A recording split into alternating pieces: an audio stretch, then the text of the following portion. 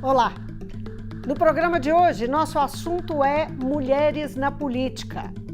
Um dos temas recorrentes que marcam as celebrações do Dia Internacional da Mulher. Mas, afinal, qual a participação delas na política com ou sem mandato eleitoral? Podemos falar de conquistas, avanços na legislação, mudança de mentalidade entre homens e mulheres? Eu vou conversar com a deputada Ana Paula Siqueira. Ela é presidente da Comissão de Defesa dos Direitos da Mulher na Assembleia de Minas. Deputada, muito obrigada por atender o mundo político, falar conosco mais uma vez. É sempre uma alegria e um prazer imenso estar aqui com você, com todos da equipe da Assembleia, para levar mais informação e estimular mais mulheres para estarem conosco aqui no desafio da política, né? Então, obrigada pelo convite, agradeço e vamos lá. Vamos lá.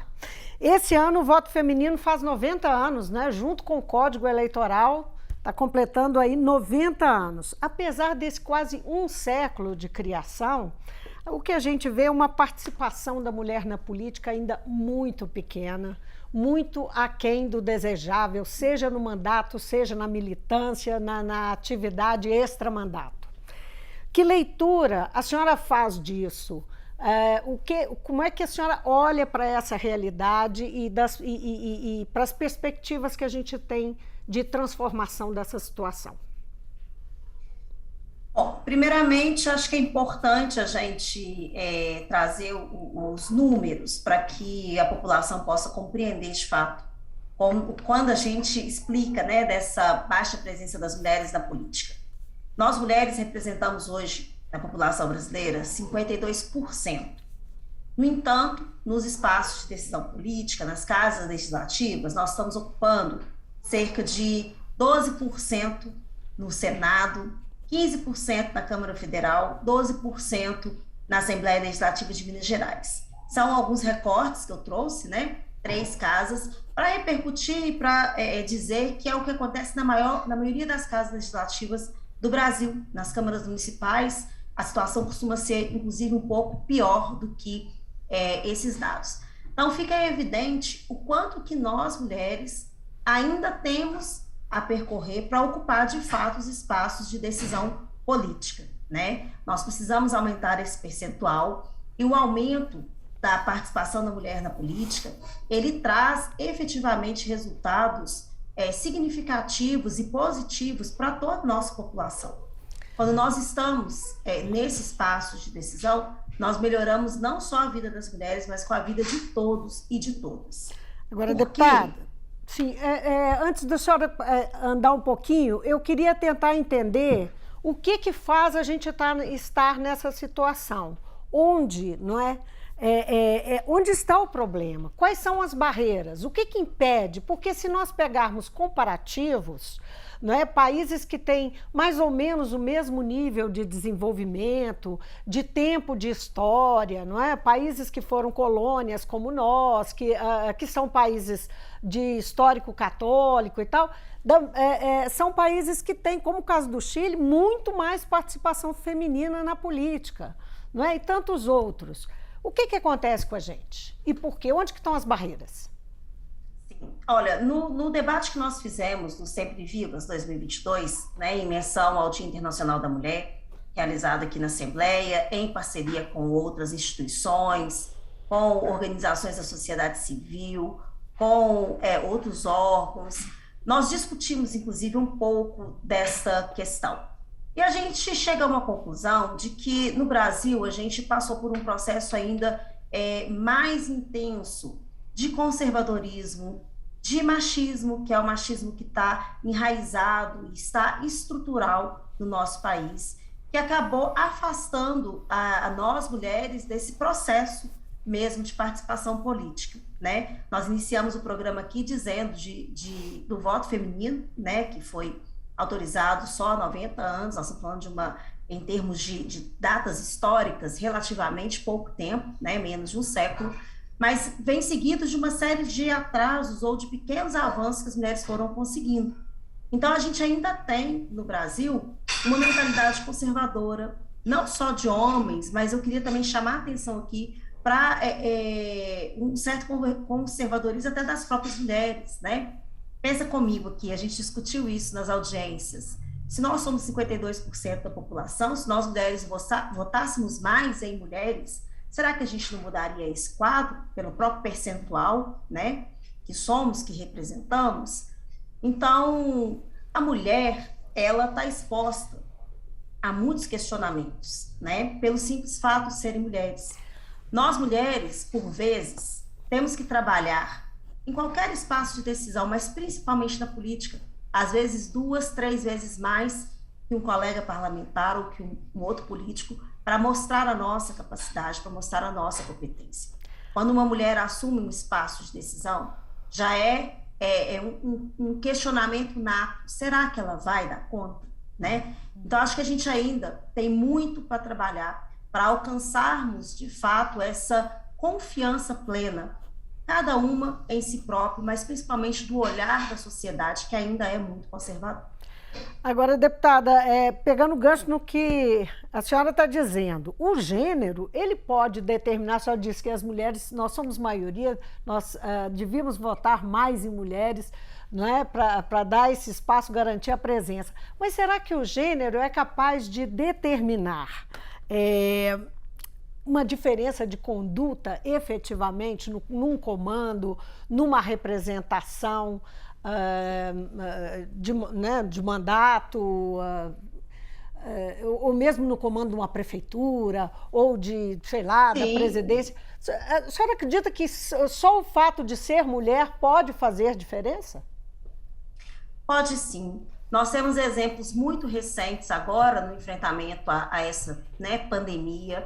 Os países que tiveram melhor desempenho no controle, na atuação efetiva de cuidado com a pandemia, foram os países governados por mulheres, né?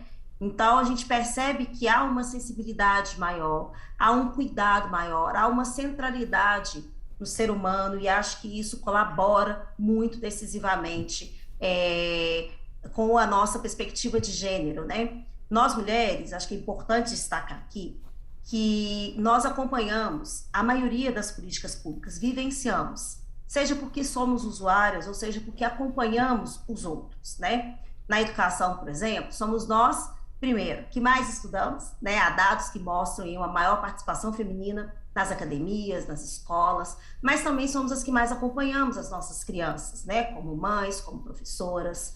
A mesma coisa acontece na área da saúde, a política de saúde. Somos as que mais nos cuidamos, né? Fazemos aqui nossos preventivos, acompanhamos sempre com maior frequência, mas também somos as que mais acompanhamos os nossos pais, os nossos companheiros, as nossas mães, as nossas amigas. Então, a gente está vivenciando mais as políticas. E essa capacidade de estar ali em contato com a prática da política, isso colabora no exercício de um mandato, seja ele parlamentar ou seja ele executivo. E a nossa presença na política, ela também provoca um movimento que não é um movimento que provoca só mulheres, né?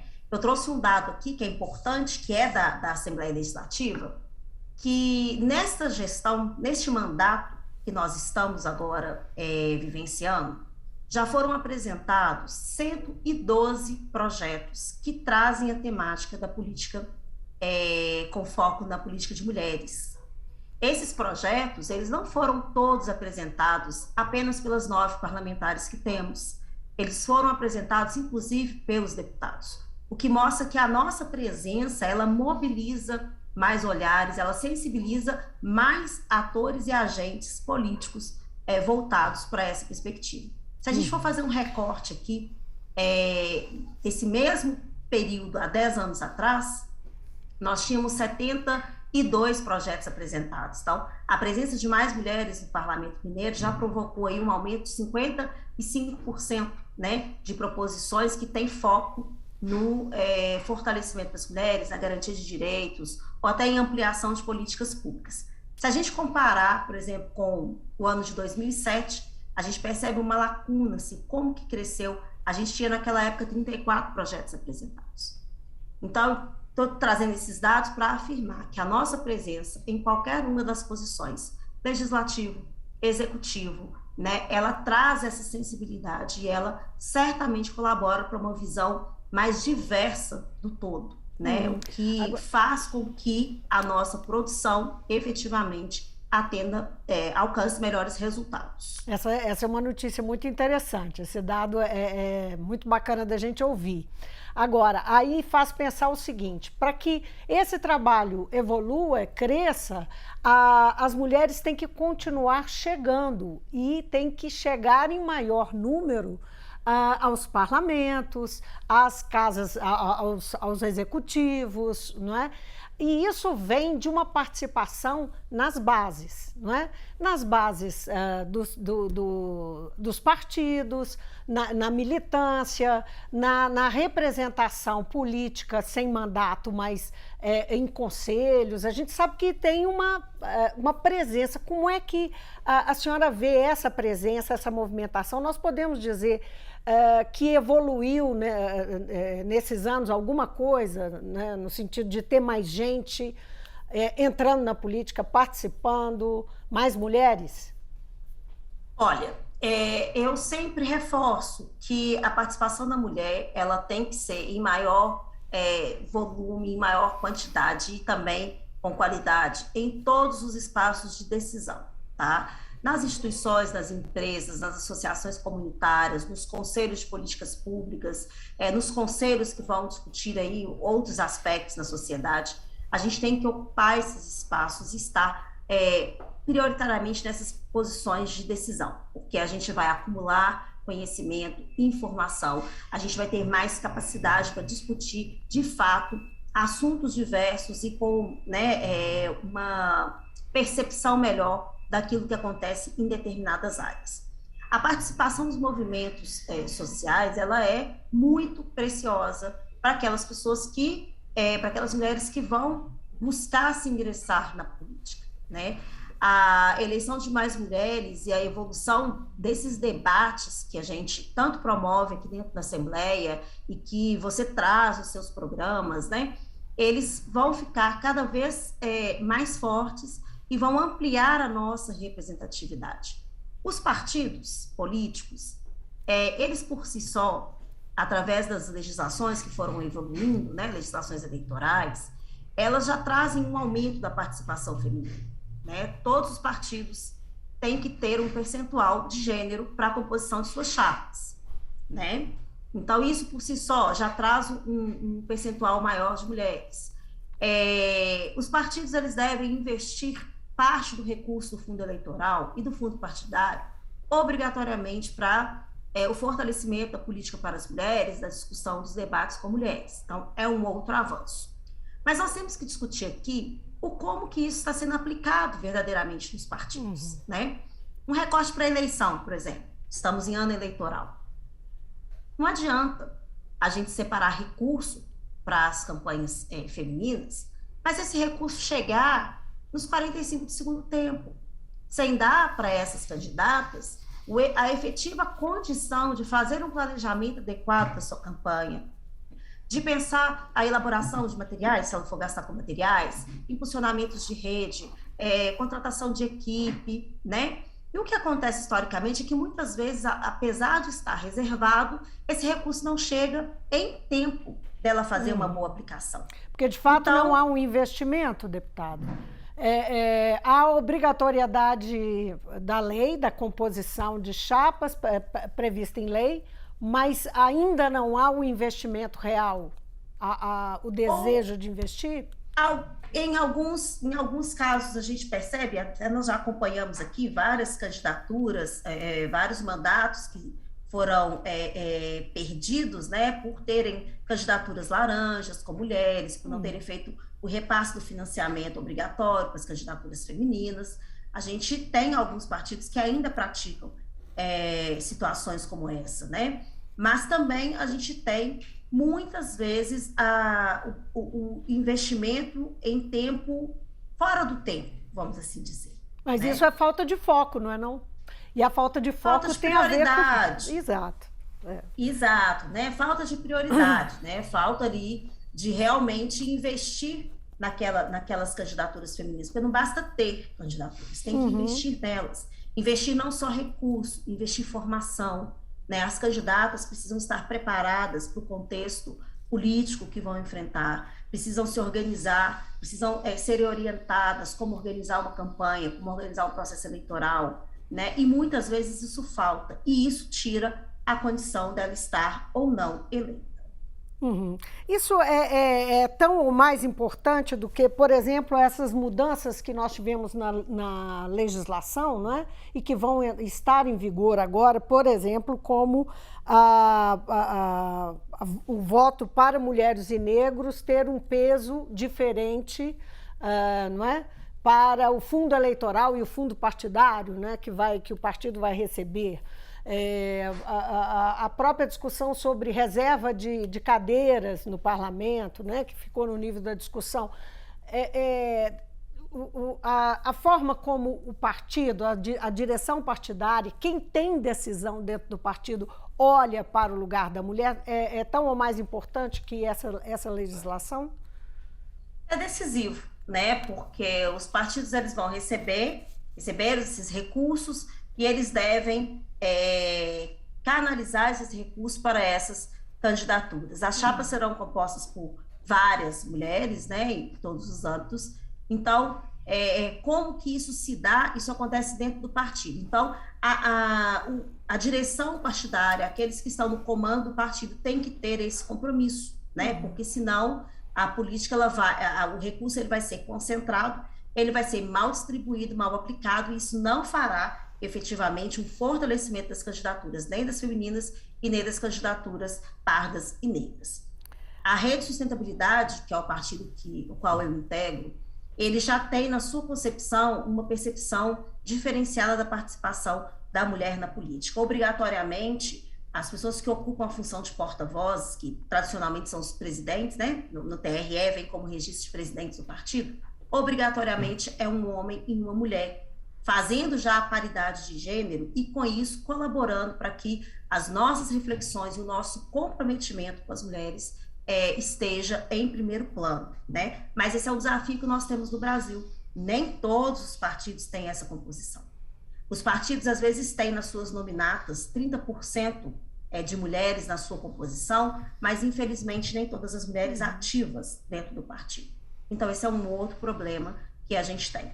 Mas eu acredito muito que debates como esse, que nós estamos fazendo hoje aqui nesse programa, como que nós geramos, por exemplo, no Sempre Vivas 2022, que trouxe a verdadeira preocupação do aumento da representatividade feminina, que esses debates eles são promotores de termos mais mulheres engajadas e mais mulheres comprometidas em, inclusive, fiscalizar, né, e cobrar os investimentos nas suas candidaturas. Deputada, a propósito do que a senhora falou, do seu partido, Rede Sustentabilidade, a paridade que existe entre homens e mulheres, como é que fica isso, essa questão, com a federação, se a federação for fechada entre rede e PSOL, como está encaminhada? Essa paridade é uma condição? Isso está conversado?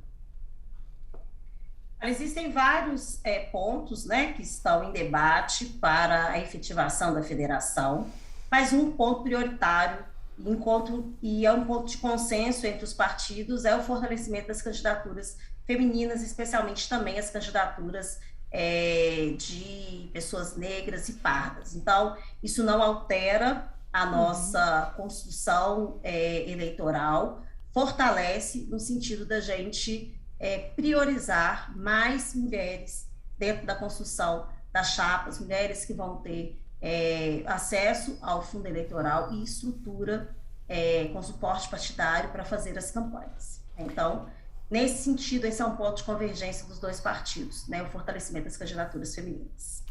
Em 2021, o Congresso aprovou uma lei para punir a violência de gênero contra detentoras, violência de gênero contra candidatas e detentoras de mandato. Quer dizer, quem tem mandato ou quem está em campanha, mulheres que têm mandato ou estão em campanha, não podem ser vítima de violência de gênero dentro dos partidos ou fora deles. Como é que essas agressões ocorrem em campanhas e durante mandato? Como é que a gente pode reconhecer esse tipo de violência? Nossa, Vivian, esse foi, lamentavelmente, um assunto muito recorrente nesta legislatura. Desde quando eu assumi, eu acompanho vários casos de deputadas, colegas nossas aqui, na Assembleia Legislativa de Minas Gerais, em outras assembleias legislativas, nas câmaras municipais, o quanto que as nossas parlamentares têm sido agredidas por pares, né? Às vezes pelos próprios colegas, vereadores, deputados, agredidas não só em palavras, como em gestos, como até em atitudes de pegar, como foi o caso da deputada do PSOL, lá na Assembleia de São Paulo, que foi apalpada, né, por um deputado.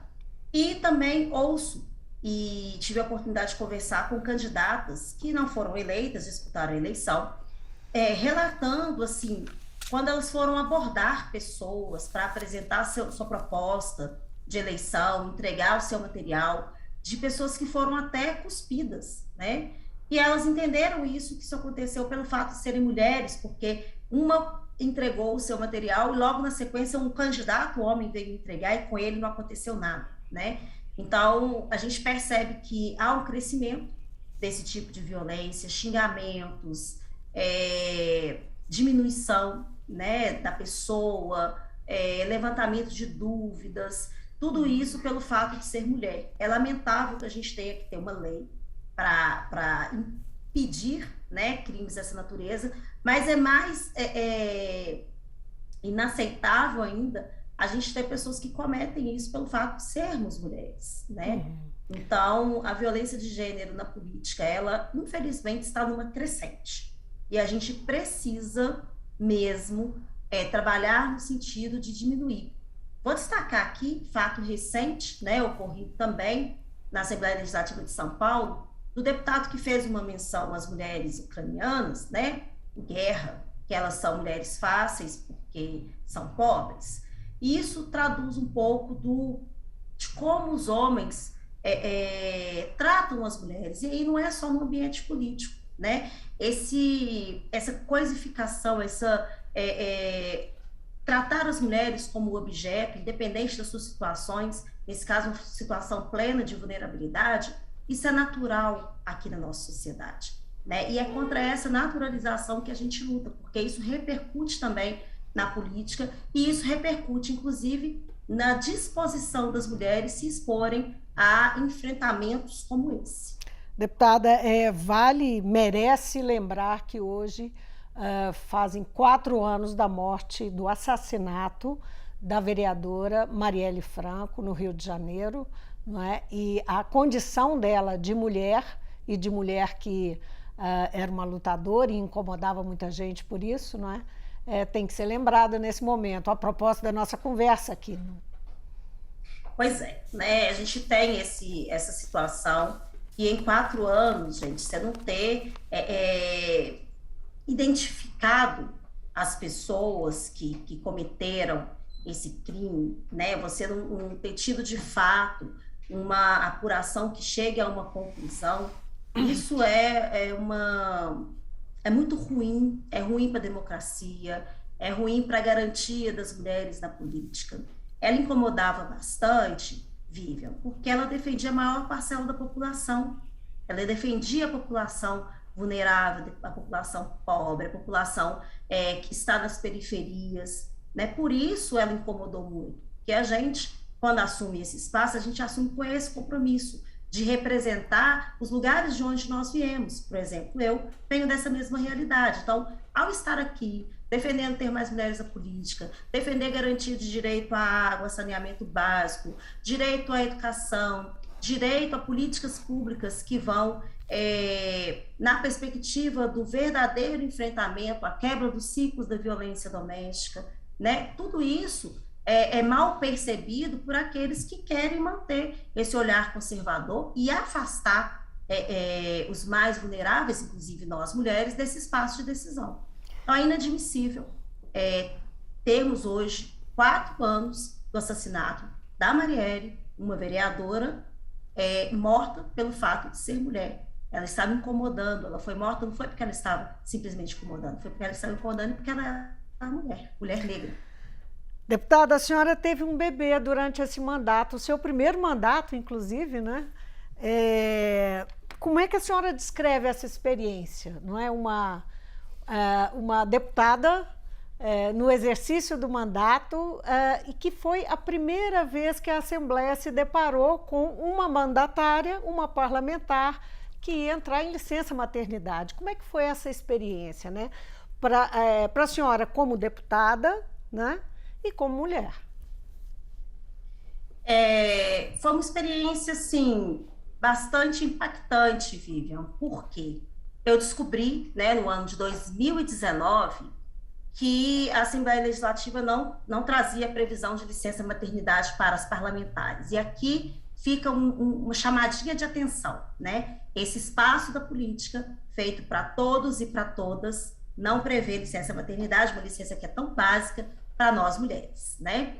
Mas foi impactante porque, ao descobrir que a gente não tinha a prescrição da licença maternidade, eu procurei fazer um debate interno com a casa, com os meus pares e com as minhas colegas deputadas, acionei outras casas legislativas, descobri que no Brasil, das 27 casas, apenas 17 têm a definição de licença maternidade.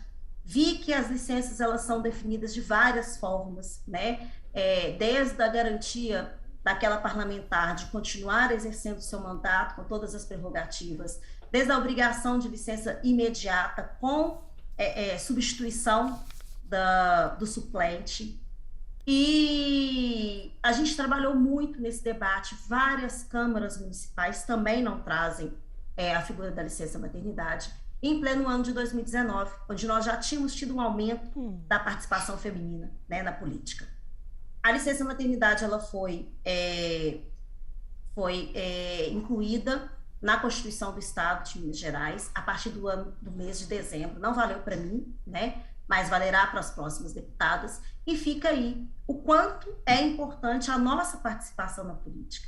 Porque se no ano de 2019 ninguém ainda tinha pensado nisso, será que a gente ia ter que esperar mais quanto tempo, né, para ter esse debate acontecendo e para garantir o direito básico das mulheres na política? E então, semana passada, a Assembleia realizou o evento Sempre Vivas, como a senhora mencionou há pouco, que marcou o Dia Internacional da Mulher, né? E ele teve um tema, eu tenho um tema forte, justiça e direitos. Por que é tão difícil para as mulheres alcançá-los, né? Nós estamos falando disso aqui o programa todo, mas a pergunta é, o Sempre Vivas, o quanto ajuda um evento como esse, que marca, não é a primeira vez, ele vem se repetindo, não é? Ajuda na elaboração dessa discussão, no avanço dessa discussão. Um balançozinho só para a gente encerrar a nossa conversa sobre o evento da semana passada. Vivian, ajuda muito, né? É decisiva a colaboração. Nós recebemos no Sempre Vivas especialistas, mulheres que estudam, que são doutoras, que são mestres, que são acadêmicas. Nós recebemos sociedade civil que trazem o olhar, né, de quem vive as políticas públicas. Nós recebemos representantes dos poderes, tinha o Tribunal de Justiça, tinha o Ministério Público, Defensoria, representantes do Estado. Então, essa confluência de mulheres e de estudiosas e de pessoas que vivem a vida prática, isso ajuda muito no entendimento de tudo, né? Tivemos um painel, que foi esse o principal painel, né? Justiça e direitos, porque é tão difícil alcançá-los. E esse painel aconteceu no dia 8, e ele foi muito impactante, porque nós recebemos, além das especialistas, nós recebemos 2 mulheres que trouxeram seus depoimentos, mulheres vítimas de violência doméstica e que precisaram recorrer à justiça. E essas 2 mulheres, foi a Cecília Bié e a Daniela, inclusive a autora de um livro, elas trouxeram a realidade do quanto é difícil para as mulheres acessarem seus direitos. A Cecília começou o seu depoimento dizendo que ela é vítima do Estado, né? E mostrando ali os vários aspectos, os vários momentos onde o Estado é negligente, onde o Estado ainda não dá conta de atender. Então, eu acredito muito que debates como o que aconteceu no Sempre Viva, inclusive, está disponível na Assembleia, no site da Assembleia. Quem quiser pode assistir, né? É muito enriquecedor e é um conteúdo embasado em conhecimento científico, né? Não é só fala, não é só achismo, só experimento, só luta política, né? Tem estudo, muito estudo acumulado. No painel que nós discutimos no dia 9 sobre violência e machismo institucional, nós trouxemos vários elementos dessa construção machista e conservadora da nossa sociedade e quanto isso afasta as mulheres dos espaços de decisão e o quanto nós, mulheres, precisamos nos fortalecer, especialmente umas com as outras, para que a gente crie uma estratégia de superação disso que é natural e que é recorrente na nossa sociedade, né? Por fim, para fechar o debate do dia 9, nós fizemos um painel para discutir os impactos aumentados na nossa realidade em função da pandemia, né? Que a pandemia, ela revela e ela escancara ainda mais as dificuldades das mulheres, seja na questão do trabalho doméstico, que não é um trabalho reconhecido e nem remunerado, seja na questão da saúde emocional, saúde física, né? Que as mulheres saíram mais adoecidas desse processo, seja pelo aumento da violência doméstica. Então, as perspectivas de como que o Estado e de como que nós podemos trabalhar para enfrentar essas dificuldades e transformar a nossa sociedade realmente num espaço que seja seguro, que seja respeitoso e que seja para todos e para todas. Então, iniciativas como essa são decisivas, porque elas trazem não só informações, como conhecimento científico, né, desse debate todo. Deputada, foi um prazer falar com a senhora, muitíssimo obrigada, viu, por essa conversa tão importante para marcar aí essa data, né, o Dia Internacional da Mulher. Nós estamos entrando aí uma semana depois, mas o mês é todo nosso. O mês é todo nosso, o ano é todo nosso, né, Vivian? É isso aí. Nós vamos, inclusive, queria aproveitar aqui para fazer um convite, a Comissão em Defesa dos Direitos da Mulher está promovendo vários debates, vamos discutir no decorrer dessa semana a importância do voto feminino, né, dos 90 anos do voto feminino, numa audiência pública, que também vai estar disponível para ser assistida posteriormente. Então é importante que todos possam acompanhar, assistir, né, e participar desses debates conosco. Muito obrigada, viu, Vivian? Obrigada, senhora. Eu conversei com a deputada Ana Paula Siqueira, da Rede, que é presidente da Comissão de Defesa dos Direitos da Mulher. A gente fica por aqui, obrigada pela companhia e até amanhã.